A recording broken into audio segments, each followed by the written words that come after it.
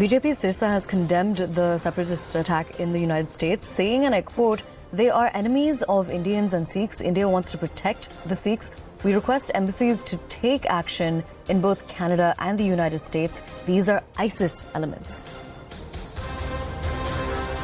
Indian consulate San Francisco में जो आगजनी करने की कोशिश की गई, हम उसकी कड़े शब्दों में निंदा करते हैं।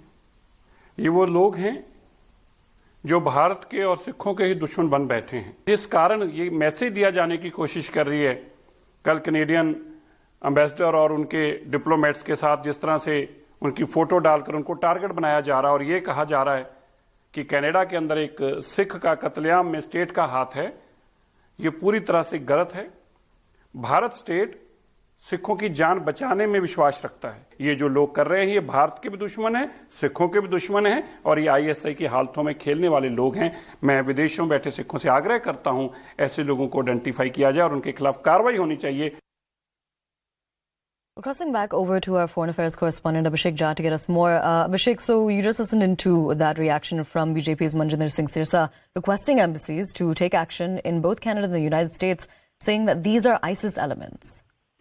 Probably true, because we have seen Pakistani intelligence agency for a very long time being behind these group of elements to create an anti-India narrative, and that has happened especially in the wake of 80s Khalistan movement, which was largely funded and supported by all money and kind by the ISI element in Pakistan. So though the Khalistani movement in India has died substantially, there are still very limited fringe groups across Canada, US, UK and other European countries which still try to whip up those sentiment of past, and then in that name they try to create an anti-India narrative. And clearly there has been linkages in the past that has been very well established that Pakistani agencies have been supporting these elements.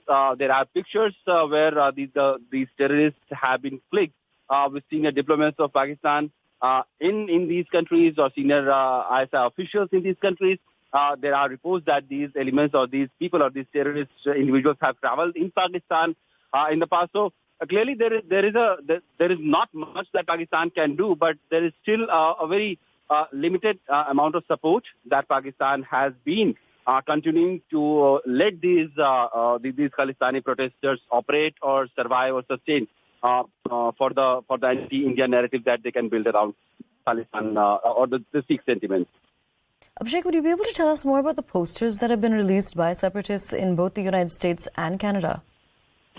There are the latest incident pertains to San Francisco consulate, where there has been an incident of arsoning, and that comes within 5 months of the last incident, which has happened in the month of March. And after that, there was particularly assurance from the U.S. government that no such act would happen in the future, and enough safety and security measures will be taken to ensure that. But it doesn't look like enough actions were taken to the people who were behind these attacks. Otherwise, this incident wouldn't have possibly happened.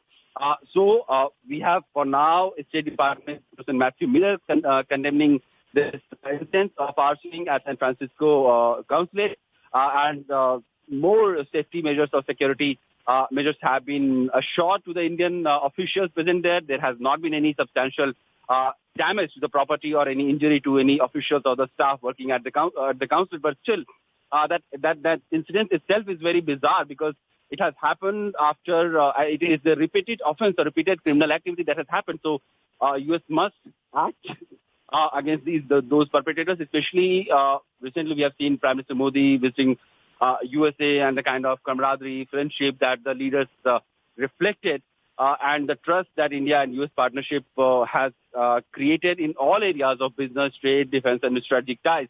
That will have some sort of disturbance if these elements are allowed to operate in US or in UK or in Canada or in Australia for that matter, particularly because now India has a very good and friendly relationship with all these countries.